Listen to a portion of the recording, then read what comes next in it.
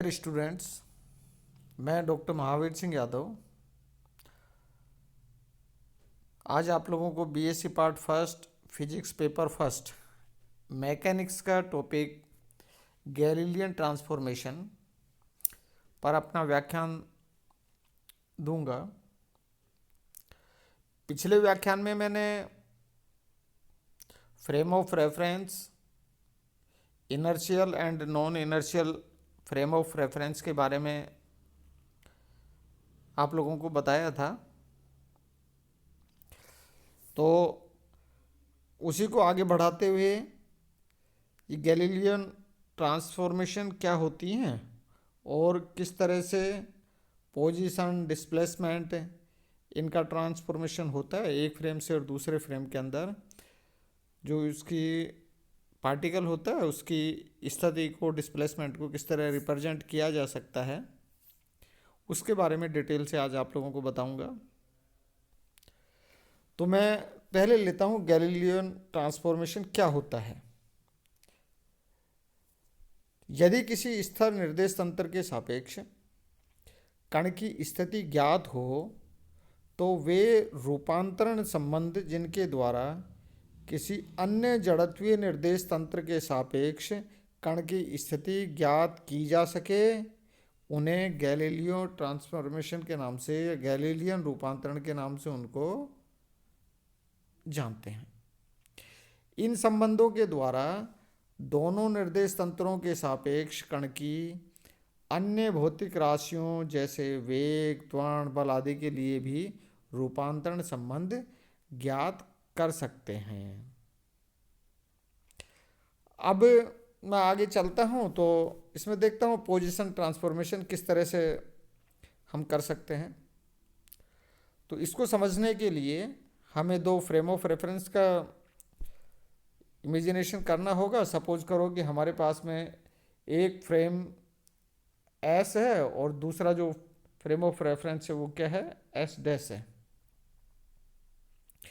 ये जो दोनों फ्रेम हैं, इन दोनों फ्रेम की जो इनिशियल जो पोजीशन है वह अलग अलग भी हो सकती है, यानी कि इनिशियली दोनों एक ही स्थान पे अर्थात कॉन्सिडेंस पोजीशन के अंदर भी हो सकते हैं, संपादित पोजीशन के अंदर भी हो सकते हैं, और ये प्रारंभ में डिफरेंट भी हो सकते हैं, अलग पोजीशन पे भी हो सकते हैं। तो दोनों स्थितियों के अंदर और जो पार्टिकल की जो स्थिति होती है उस पार्टिकल की स्थिति का ट्रांसफॉर्मेशन किस तरह से होगा उस पर हम बात करेंगे। सपोज करो कि हमारा जो फ्रेम ऑफ रेफरेंस एस है जिसके अंदर कोई पार्टिकल पी है और उसका जो कोऑर्डिनेट है हम मान लेते हैं कि एक्स, वाई, जेड है, और यहाँ जो एक्स, वाई और जेड एक्सिस हैं इनकी डायरेक्शन के अंदर जो यूनिट वेक्टर है वो आई कैप, जे कैप और के कैप हैं। आई कैप, जे कैप और के कैप है। तो ऐसी स्थिति के अंदर यहाँ जो पार्टिकल पी है, इस पार्टिकल पी का जो पोजीशन वेक्टर होगा उस पोजीशन वेक्टर को और मैं यहाँ इस तरह से रिप्रेजेंट कर सकता हूँ, ये O P equal to r equal to x i cap plus j y cap plus के कैप इंटू जेड। अर्थात ये आई कैप, जे कैप और के कैप क्या है, ये तंत्र एस के अक्षों के अनुदिश इकाई सदिश हैं। तो यहाँ ये जो आर वेक्टर है ये x i cap plus Y J cap plus Z के कैप के द्वारा रिप्रेजेंट कर सकते हैं। इसको इक्वेशन 1 कह देते हैं। अब दोनों स्थितियों के अंदर हम उसकी स्टडी करते हैं कि इनिशियली प्रारंभ में सपोज करो कि फर्स्ट स्थिति के अंदर जब दोनों निर्देश तंत्र प्रारंभ में संपाती हैं अर्थात t बराबर 0 समय पर उनकी स्थिति क्या है, वो O बिंदु पर ही है, और ऐसी स्थिति के अंदर वो उनका x एक्सिस है वो एक्स डैश एक्सिस है वो एक्स एक्सिस के बराबर होता है, वाई डैश एक्सिस है वो वाई एक्सिस के बराबर होता है, जेड जेड एक्सिस के समानांतर होता है। तो यहाँ इसको और एक बिंदु पर हैं और सपोज करो कि टी समय बाद में जो ओ बिंदु पर ओ बिंदु के रेस्पेक्ट में और जो निर्देश तंत्र एस डैश है वह वी वेग से ओ से और ओ डैश स्थिति के अंदर पहुंच जाता है।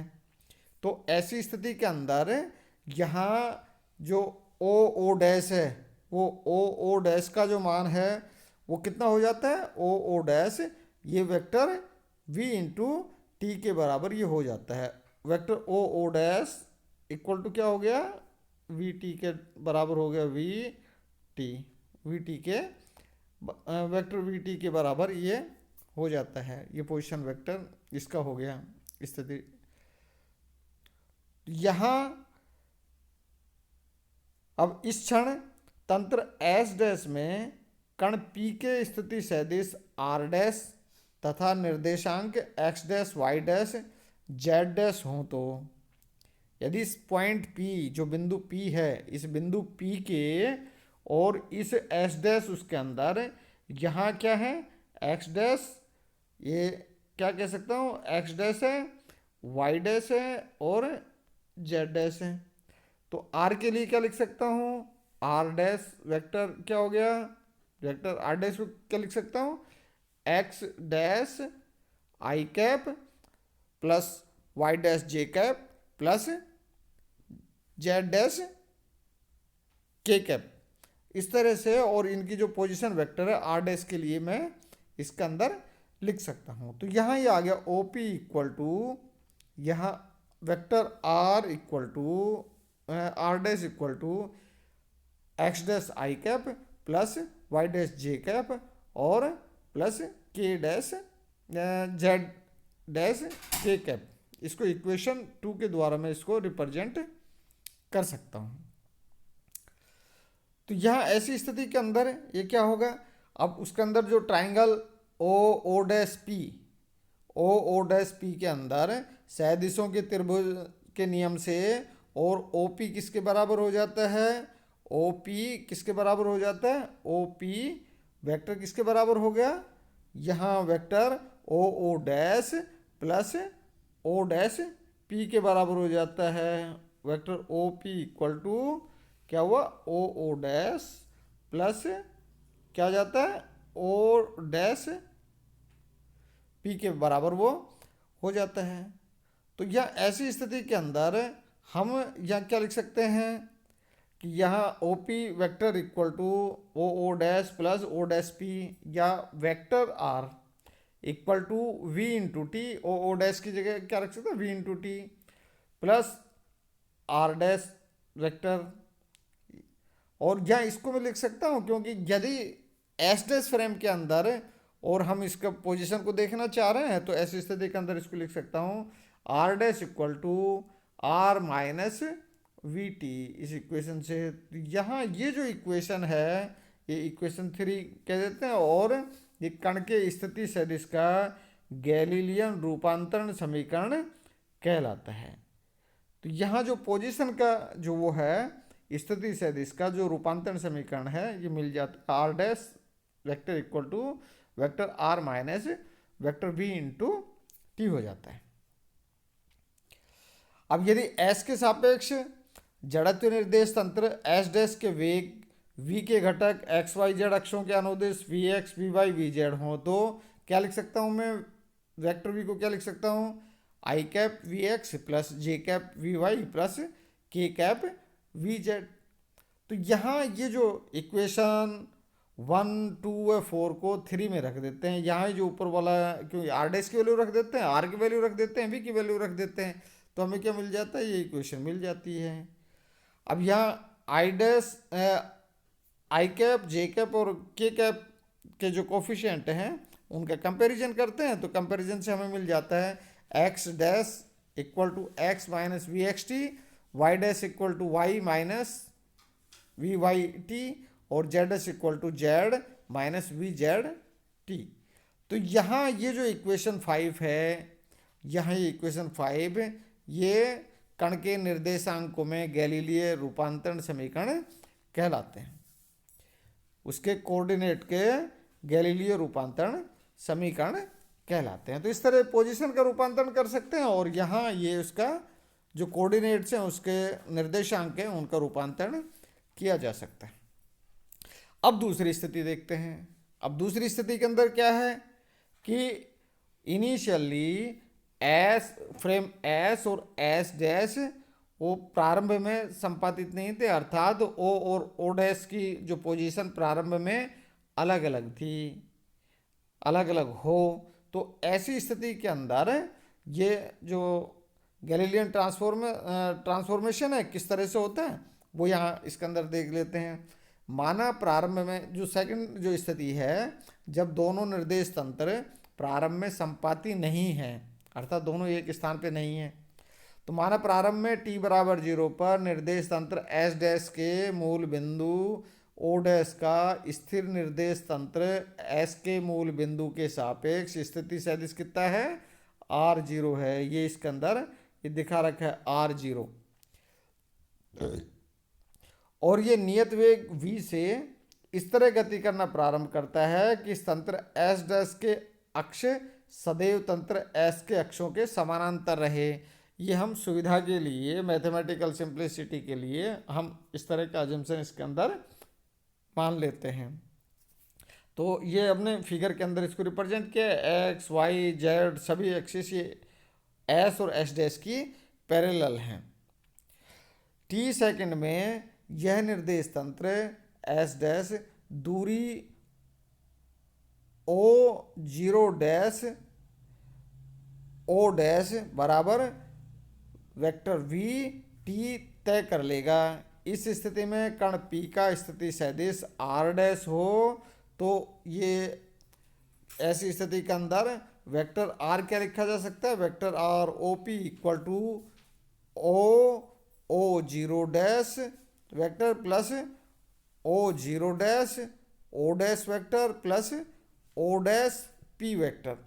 अब यहाँ इनको यदि उसमें पोजीशन वेक्टर के रूप में रखना चाहें तो ऐसी स्थिति के अंदर हम क्या रख देते हैं कि vector r equal to vector r0 plus vector v into T plus vector r dash, और r डैश की फॉर्म में रखेंगे तो हमें ये मिल जाता है कि r dash equal to r vector r minus vector r0 minus vector v into t. तो यहाँ ये ऐसे निर्देश तंत्र के अंदर जब प्रारंभ में दोनों निर्देश तंत्र संपाती नहीं थे उसके लिए, और गैलीलियो रूपांतरण समीकरण हमें इस तरह से ये प्राप्त हो जाते हैं।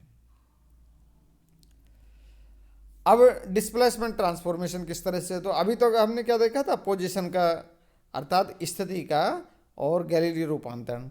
अब देखते हैं कि डिस्प्लेसमेंट का और जो ट्रांसफॉर्मेशन है किस तरह से होता है। और डिस्प्लेसमेंट क्या है, दो बिंदुओं के मध्य विस्थापन का जो रूपांतरण है वो किस तरह से होता है। तो उसके लिए माना किसी स्थिर निर्देश तंत्र S में किन्हीं दो बिंदु P तथा Q के स्थिति सदिश क्रमशः R1 व R2 हैं। इसलिए निर्देश तंत्र S में इन बिंदुओं के मध्य सदिश विस्थापन कितना हो गया, PQ vector PQ equal to vector D जिसको डिस्प्लेसमेंट वेक्टर कह देते हैं equal to vector R2 minus vector R1।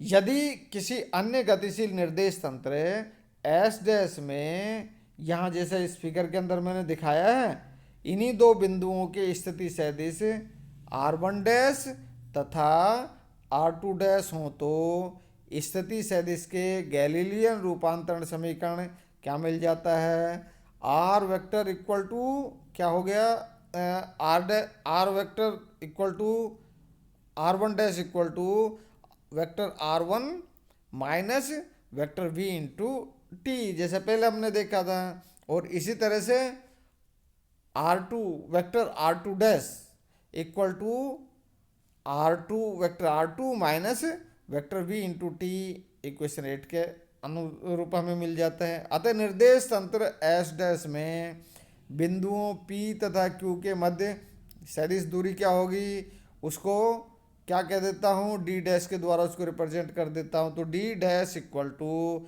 Are two dash minus vector r two dash minus vector r one dash. और यहाँ ये जो इक्वेशन 7 और 8 है ऊपर वाले, इनके मान इसके अंदर रख देते हैं। तो इसमें मान रखते हैं तो क्या मिल जाता है कि इससे अपने मिल गया कि D dash equal to r two vector minus vector v into t minus vector r one minus vector v into t. V into t से वी इंटू टी कैंसिल हो जाएगा और हमारे पास में आ जाएगा कि r two minus r one. और यहाँ ये r two minus r one किसको रिप्रेजेंट कर रहे हैं, ये फ्रेम एस के अंदर, निर्देश तंत्र एस के अंदर बिंदु P और Q के डिस्प्लेसमेंट को ये रिप्रेजेंट करता है। अर्थात इस डिस्प्लेसमेंट के अंदर गैलीलियो रूपांतरण क्या कह रहा है कि दोनों फ्रेम ऑफ रेफरेंस के अंदर जो विस्थापन है, विस्थापन का मान वही मिलता है। अर्थात D dash displacement vector D dash equal to displacement vector D. यहाँ अतः गैलीलियन रूपांतरण में दो बिंदुओं के मध्य विस्थापन या सदिश दूरी इनवेरिएंट या अचर रहती है। इसे विस्थापन के गैलीलियन निश्चितता अर्थात गैलीलियन इनवेरिएंस ऑफ डिस्प्लेसमेंट का नियम भी कहा जाता है। काफ़ी इंपॉर्टेंट है, ये हमें ध्यान रखना है। आज के लिए इतना ही। बहुत बहुत धन्यवाद।